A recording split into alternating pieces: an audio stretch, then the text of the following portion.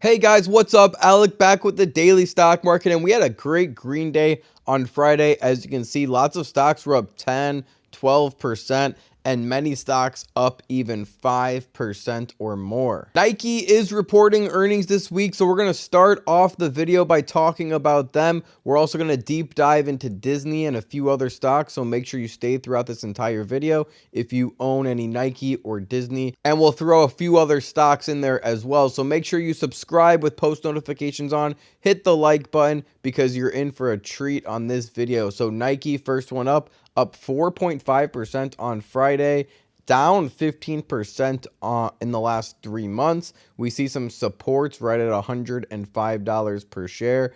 Right now, we can see Disney is bouncing up closer to that $115 mark. So it's going to be interesting to see what Nike does over the next 3 months. Will they continue lower or will they continue higher? Before you watch this video, pause it and comment what you think below. So we do see a 5-year support closer to $50 per share. And during the pandemic, we saw them drop as low as $67 per share. In my opinion, I think Nike's definitely going to go to $95 per share, between $95 and $75 per share. So those are my price targets where I have price alerts set. We see a 1% dividend yield on Nike, which is nice. Also, a PE ratio of 29 suggests that it is not overvalued, and a market cap of $177 billion. Okay, now if we scroll down, we can see that they consistently beat their earnings. In the last 4 quarters, they beat every time. So there is a good chance that we'll see Nike beating their earnings tomorrow after hours, which would be Monday after hours. They're expected to do about 0.8 EPS. So obviously, yes, they are a profitable earning company. If I'm able to get a Nike under $100 per share and closer to $95 per share, then I think I can see 50% upside in the next 12 to 24 months, and possibly even closer to 70% upside, because I think the shares can go to a new all-time high, closer to $175 to $180 per share in the next 12 to 24 months. So let's dive a little bit deeper in them. Okay, so let's go over some risks with Nike. So summary, I expect Nike to miss earnings expectations for the fourth quarter 2022 as a result of drag from the pandemic-related lockdown in China. Nike does have good growth prospects in the long run, as evidenced by the company's growth targets, but this appears to have been priced in to a large extent. I assign a hold to Nike. Nike isn't a sell despite an expected earnings miss for Q4, as the company's long-term growth outlook remains intact despite short-term headwinds. Okay, we also continue to see that Nike is still maintaining its market leadership with strong brand value, but inflation and economic slowdown are putting a dent in profit margins. Nike continues to invest heavily in brand endorsements, signing a multi-million-dollar deal.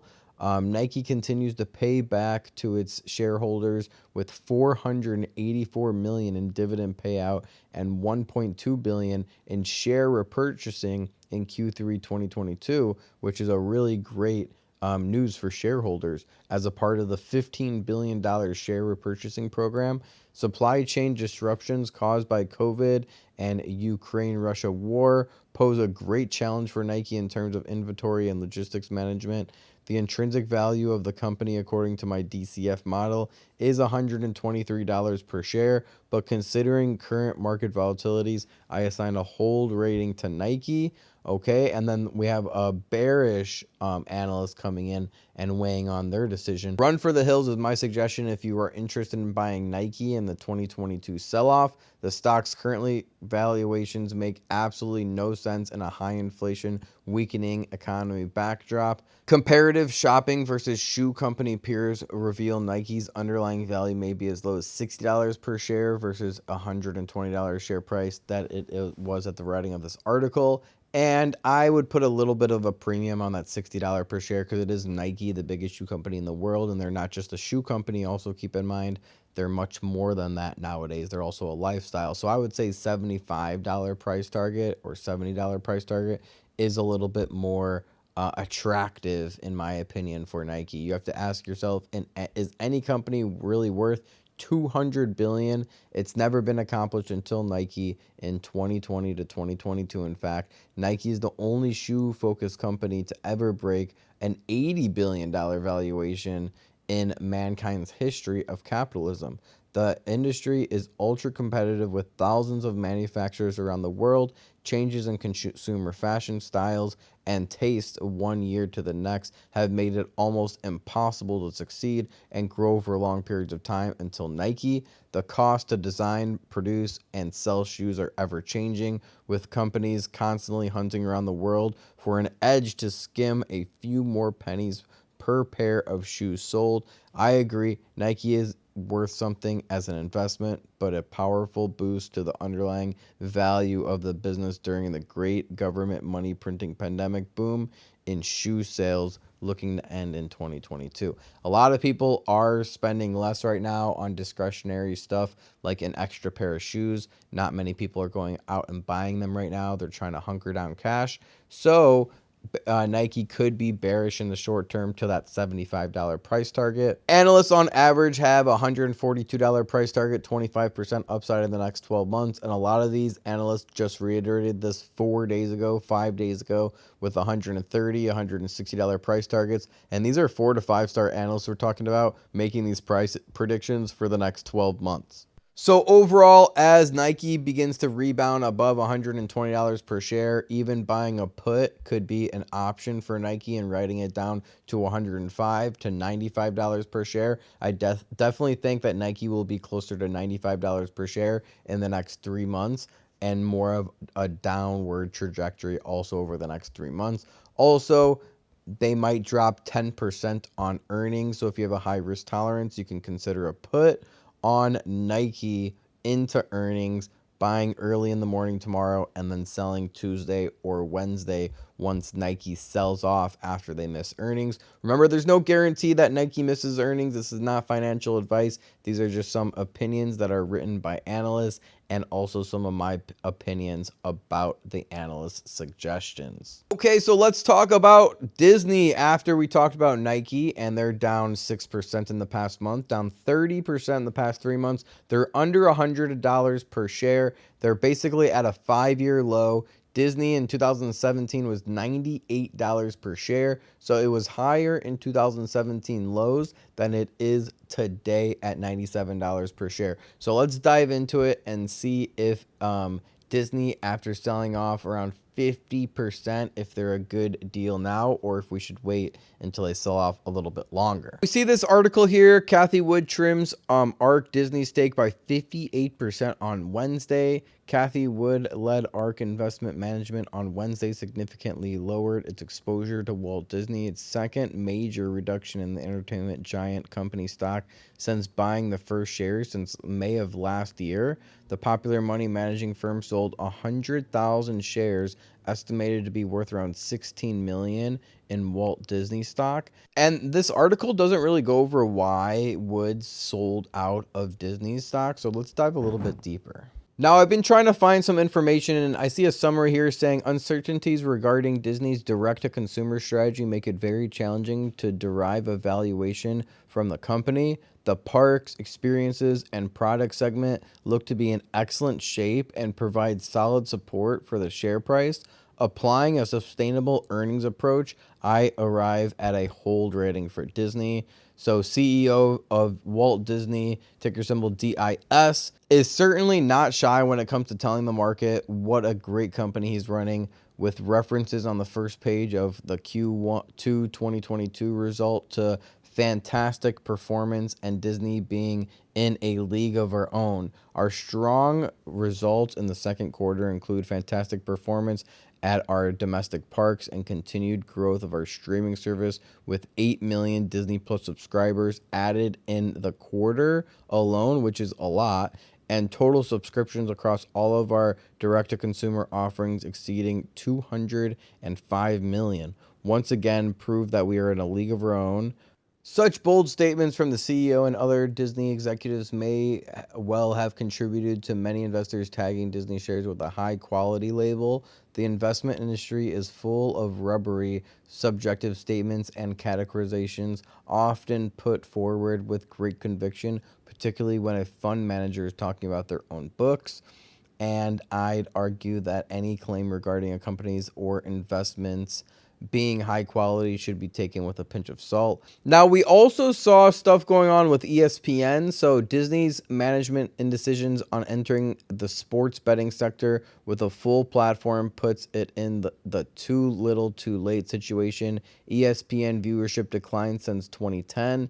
Its perceived wokeism intrudes has blurred its triumph with Disney Plus. Management's intention to spend $32 billion on a new contact, including sports, still leaves far too much unsaid and suggests a loss of some confidence in legacy content continuing to produce. So this could be some of the stuff that Kathy Woods is looking into. I know she's heavy in the sports betting industry, DraftKings being one of her big pick. So she is pretty up and savvy when it comes to that stuff as well. And if we look at what analysts have to say about Disney, they have a $146 price target in the next 12 months, implying a 49% upside on Disney. A lot of these price targets were just reiterated in the last week, okay, with some 5-star and 4-star analysts coming in, with all of them above $125 price target in the next 12 months. And to sum it up, I wouldn't be selling Disney under $100 per share. I know Kathy Woods was, and that was her decision. Maybe she thinks that some capital can be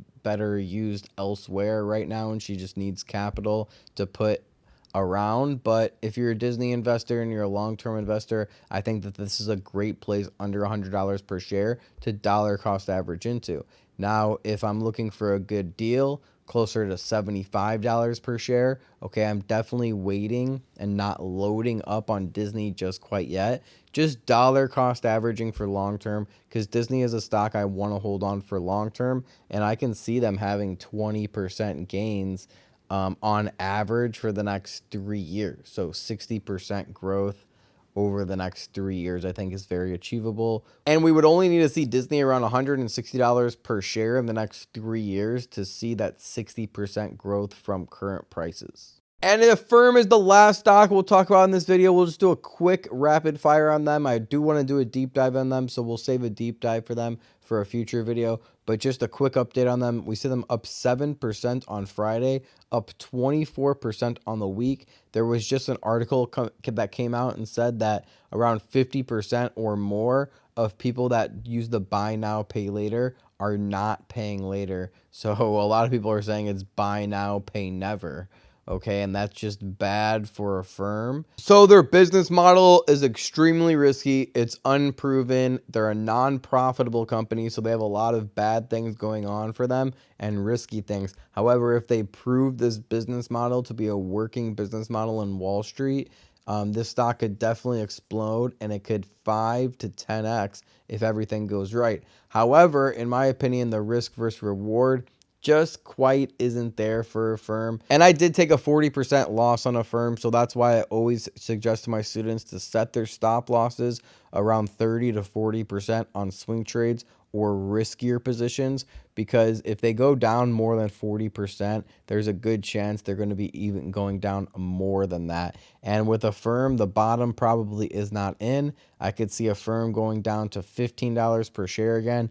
Under $20 per share, I might even consider taking out a put on Affirm if we see them to rally closer to $30 per share. Then a put on Affirm could be interesting in my opinion. Here's a quick article on Affirm. If you want to pause the video and read this article real quick, I highly recommend it. We're just running out of time, running short on this video.